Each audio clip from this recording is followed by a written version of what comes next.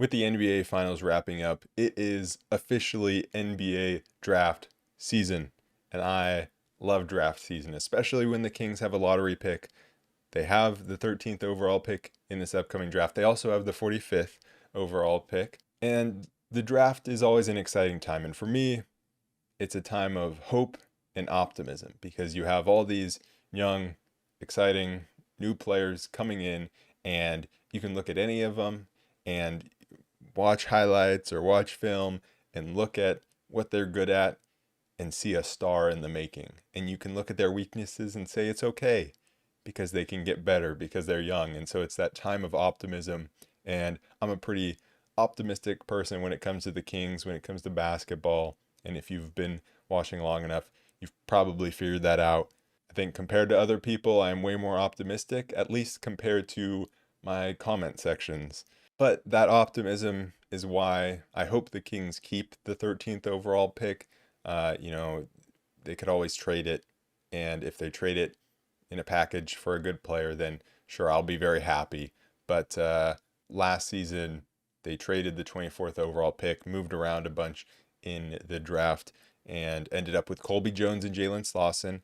And, you know, but that just wasn't quite as exciting as having a lottery pick like we had in the past of Keegan Murray, Davion Mitchell, Tyrese Halliburton, the other, or the three first round picks that Monte McNair has made so far as the GM of the Kings. And, you know, I think the summers of having those guys were just more exciting just because they were first round picks. Halliburton coming in, super hyped up, happy he fell to us. And then you have Davion and Keegan both winning Summer League MVP. Like, those were very fun times. And so I look forward to that if we keep this 13th overall pick. And now I have all this optimism, but I am definitely not a draft expert. You know, I wasn't watching these guys all of last year. Definitely not watching the overseas guys. Definitely, you know, not watching too much college basketball. I watched the NBA. I watched some college basketball. Know a little bit about some of the guys in the Big 12. Know some about guys in the rare guy in the Big West that gets drafted. So AJ Mitchell could go in the second round out of Santa Barbara. You know, I know a little bit about him, but I don't know a lot. So, you know, I've been spending the last month or so researching these guys, you know, reading about them, watching some film, watching some highlights, and, you know, kind of compiling a list of guys that I think that the Kings could target. But first, we're going to start with what I do know more about, which is what the Kings need. And so, you know, what type of player should the Kings target? Now, with the way the current roster is constructed, there are definitely certain types of players that don't make sense to draft and certain types of players that do make sense to draft. But you could make any player, pretty much any player, make sense with rearranging the roster around that, right? So the Kings have a whole bunch of guards right now and not a lot of athletic wings. We all know that, but they could lose Malik Monk, still have a lot of guards, but you could always draft a guard and trade for the athletic wings or size up front, right? And so you can make any pick make sense, but I'm more going to be looking at it from the way the current roster is constructed. And, you know, I think we've been saying for a while how the roster isn't really balanced correctly, but it was okay because it's like you just need to bring in the talent, and then you can balance it later. But I think later is now. Like, now's the time where, like, okay, we got to make this roster make sense now. And it is kind of odd because despite us having a whole bunch of guards, I don't feel like we have a lot of ball handlers actually. You know, Fox, I don't even feel like is a true point guard, but that's okay because we have Sabonis out there handling the ball. But then past that, you have Malik Monk, and then you don't really have many other guys that are going to handle the ball. And so if you lose Malik Monk, that gets even worse. And so you definitely need to fill a ball handling gap at a certain point, but right now, I'm not really seeing that as the priority for this 13th overall pick. And so what the Kings need is an athletic defensive wing or a shot blocking, spacing big. We just don't have a lot of athleticism on the wings. We have Keegan Murray, and that's about it. You know, you've seen Monte McNair try to fill that hole with guys further down the roster, drafted Jalen Slauson, got Kessler Edwards for practically free. And so, hopefully one of those guys can develop and take a spot, but I don't think you can really rely on that. You even see a guy like Chima Moneki who was picked up, and just to try to get someone that has athleticism on the wing. And then in terms of size, we drafted Nimias Keita in the second round, and that didn't work out. And so you can see that the Kings have been trying to fill these holes, and it hasn't totally worked out. The one guy that did work out is Keon Ellis, but he's smaller, so we still need that size on the wing. Him, Chris Duarte, not really big enough. Kessler Edwards, Jalen Slauson, not good enough. The interesting thing is these really athletic wings, they tend to be really raw prospects. And Monty McNair hasn't really wanted to draft raw prospects. And that's not really what the Kings need right now. The Kings don't want to be sitting around waiting for these guys to develop. And so it's going to be interesting to see how they try to fill that wing slot. And, this draft, it's been talked about as a very weak draft. Mock drafts are just all over the place, but I've said it before, I'll say it again. I just think when you're talking about a weak draft, it's because there's no Wembanyama. If there's Wembanyama in this draft, no one's going to be talking about how it's a weak draft. And so I think what that really just shows is it's about the top players. When people talk about it being a weak draft, not having those top players. And so with the Kings being at the 13th overall pick, I just don't think that's really a big deal. I feel like there are going to be guys that we can really get. And so I've kind of put these guys into categories where you have the guys that I think will be picked before 13. So probably won't be there, but then you have guys that are interesting if they drop. You have kind of the more stretch bigs or big guys category. You have the wings, the athletic wings category. And then you have the guards who are, could be around at 13, but just probably aren't the way the Kings are going to go because they're probably not going to pick a guard. But again, they could pick a guard and then make trades around it. And I think it was Sam Vecini who tweeted something about the whole drafting for fit or drafting for best available, where he's like, pretty much what he was saying is something that I've thought for a long time, where it's not as simple as that. If you say the Kings have a bunch of guards, and so the best player available in a vacuum is a guard. Well, if the Kings draft that player and that player doesn't get the proper playing time, they're not going to develop properly, they're not going to have that value in terms of trade that people talk about when it's like, oh, you can just trade them later for that value. It's like, well, they're not going to reach their potential, so they're not going to have as much value to other teams. And so really you want to draft the best player available that's going to reach their potential on your team, that's going to have that opportunity. And so the Kings just, you have to make sure you're drafting a guy that's going to get proper opportunity to develop. So let's start out with the category of guys that I think will almost certainly be picked before 13. We have Zachary Rissachar. Don't know if that's exactly how you say it. There are so many guys from France. I don't know how to say their names. Alex Sarr is pretty easy. But, Alex Sarr next. You have Donovan Clingan. You have Buzelis, Shepard, and Castle. Those are guys that I think are going to be gone before 13. Now, if one of them drops, then you probably take them. Again, I'm no draft expert, so I can't say for sure that you take one of them. But it seems like you should probably take one of them. But then we have this next category of guys. Pretty much is the category of guys that I thought would be in that previous category, but the rumors around them have kind of been like they could possibly be there at 13. And so you have Nikola Topic and Ron Holland. And so Topic, he had an injury. I think it was a partially torn ACL. And so that's why he could drop. And Topic isn't a guy that, super fits on the Kings. He's a 6'6" point guard. He can't really shoot very well. And so that doesn't seem like a guy that can fit on the Kings. But the Kings do need ball handling. And like I said before, like Fox isn't really a true point guard. So you could have Topic being out there handling the ball plenty. He's really good attacking the rim, a really good playmaker. And he just seems like he's going to be a really good player out of Serbia. And so it's possible that the Kings take him even though he doesn't really fit at 13 if he's there. Uh, the injury is obviously a concern, but yeah, that'll be interesting if he's there, if he just drops because of that injury. And then you have Ron Holland, who personally is my favorite in terms of guys that could be there at 13. He's someone who I think a year ago I saw him in mock drafts going number 1. He played for the G League Ignite. He played really well against the Stockton Kings, and so maybe that's part of the reason.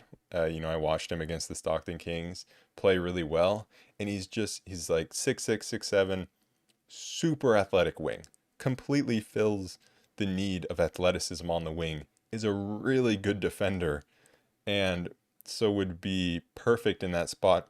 He struggled shooting in the G League, and so that would obviously be something that he would need to work on. It could compromise the Kings' offense a little bit. There would need to be some tweaks. But I think of him as like a Jonathan Kuminga type player, and I would love it if the Kings took him. Like that would be the best outcome for this draft, in my opinion. Hopefully he's there at 13. I mean, that would be incredible. The next category is the bigs, the size up front, the front court players.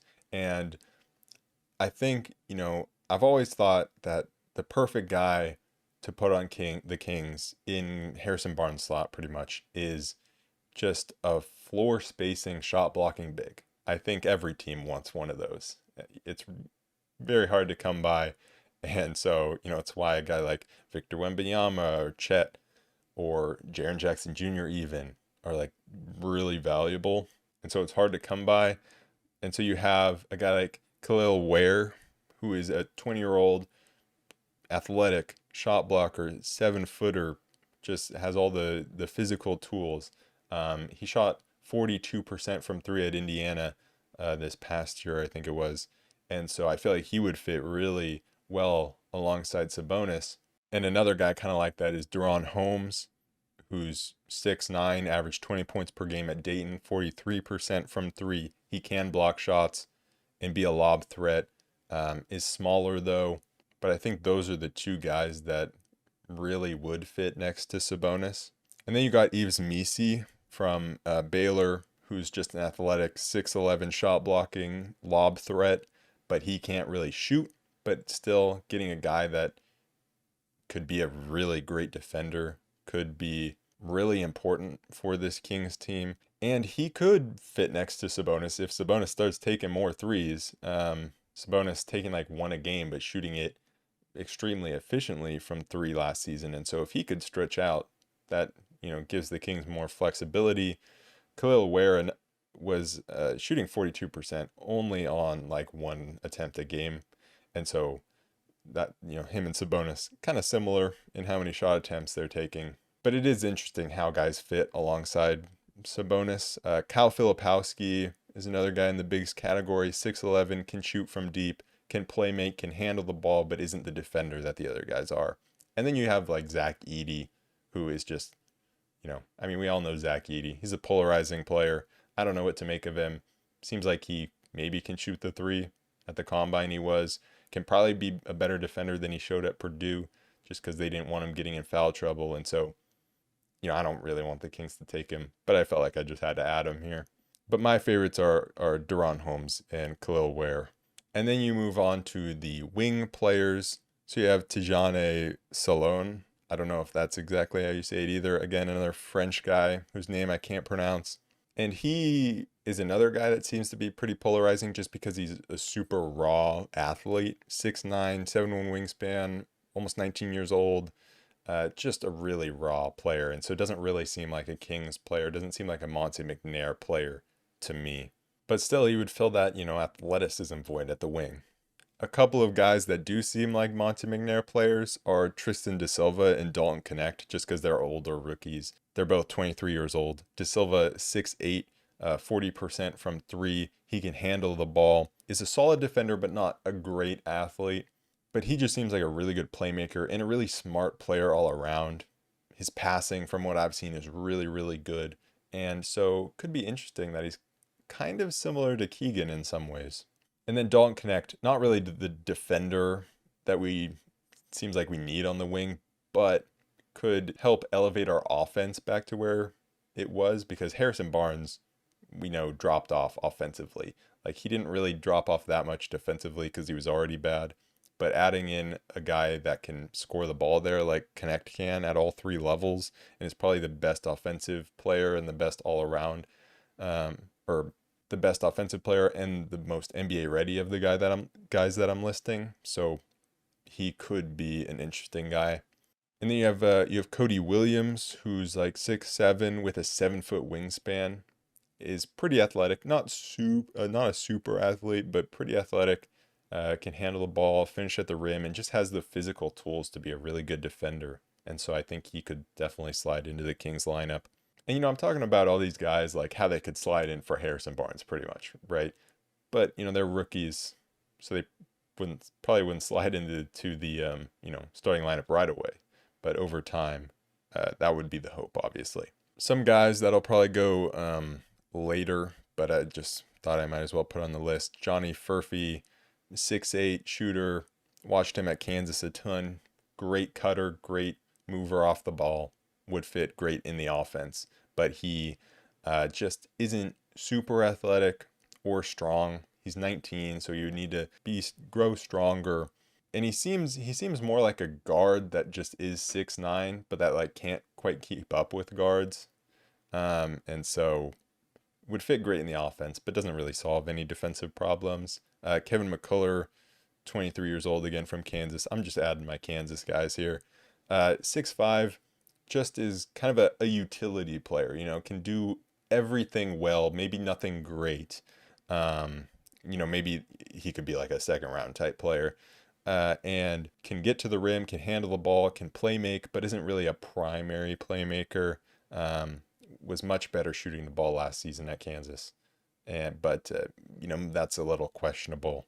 And then you have Keyshawn George, 6'7", 20-year-old, who is a very good three-point shooter and has, some good physical tools in terms of length and size, but isn't a great defender.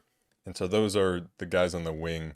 I think my favorites, probably Tristan da Silva and Cody Williams, are my favorites out of those guys. And then we kind of have the guards that could go around, maybe 13th overall, but again, I wouldn't take if I were the Kings, just because I'm not thinking of taking a guard. Jared McCain, I know everyone loves him, Sacramento native, great shooter, great TikToker, so the vibes would be there absolutely. Rob Dillingham, Isaiah Collier, Devin Carter, Jacoby Walter. Jacoby Walter is probably the most likely that I see out of those guys, just because he has some size at 6'4" and is a really great defender. And so any of those guards could be interesting if we decide to go that route and then reshape our roster. So just a little recap. My favorites: Ron Holland, Kel'el Ware, Deron Holmes, and Cody Williams and Tristan da Silva. But again, I'm no expert. Those are just, from what I've seen. I haven't watched everyone, haven't watched a ton of film on everyone. And I'm going to be excited no matter who the Kings pick. And really just what I want to see is either someone that makes sense in terms of how they fit into this team, or for the Kings to make trades to reshape their roster composition so that it makes sense. I just think this is the offseason where the Kings really need to reshape their roster so that we get more athletic wing players that can actually defend some of the stars in this league, like a Kawhi Leonard or a Zion Williamson or guys like that, past just Keegan Murray. And I feel like we need that guy that either takes Harrison Barnes' starting spot next season or is in line to do so in the future. It'll be very interesting to see how the Kings fill these gaps. I think it's harder to go from a whole bunch of guards to wings in the NBA. I think the wings are just more valuable, and so that's something that the Kings are going to have to deal with in terms of reshaping the roster. Also, it's a little awkward to have all these guards but no like true point guards. It's a little bit interesting, really, other than Malik Monk, who wasn't even really a true point guard at the beginning of his career, which is kind of funny. But again, what Malik decides to do and what the Kings front office feels he's going to do is going to probably determine a lot about how the Kings approach this draft and this offseason as a whole. And so it's really interesting to see what they're going to do. If any news breaks, any important news, I'll be right back here recapping it. We had the Sasha Vezenkov news, but I didn't want to make, a whole long video on that just because, well, it turns out that it wasn't entirely true, which I kind of felt from the start it probably wasn't because it didn't really make sense. But yeah, if we get more information on that, I'll talk about it. And I'm probably going to make some videos that have less to do with the currently where the Kings are at, and maybe some videos looking back at some of the best moments from the past couple of years or things like that. I got some ideas, so be on the lookout for those. And other than that, I'll either see you guys when news breaks. Maybe I'll make another one of these right before the draft to address some rumors. And then, of course, I'll be here to recap what the Kings do in this upcoming draft. So I will see you guys later. Peace.